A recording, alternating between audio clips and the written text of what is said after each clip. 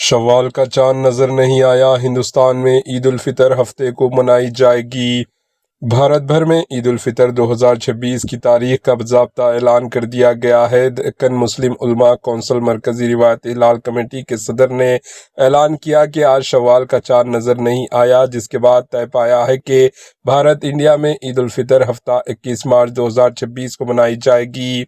Committee کے مطابق ماہ رمضان المبارک کل مکمل ہوگا، جس کے بعد عید الفطر منائی جائے گی۔ اس سے قبل حیدرآباد میں مرکزی روایت ہلال کمیٹی کا مہینہ اجلاس منعقد ہوا، جس میں شوال کے چاند کی روایت سے متعلق مختلف اطلاعات کا جائزہ لیا گیا۔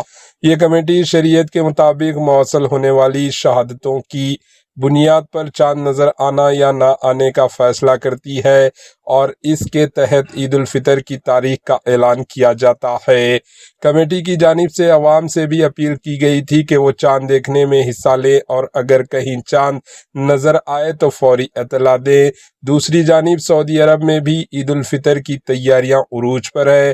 اطلاعات کے مطابق وہاں بھی گزشتہ روز چاند نظر نہیں آیا، جس کے بعد سعودی عرب میں عید الفطر کل منائے جانے کا امکان ظاہر کیا جا رہا ہے۔ Bureau report AHN news.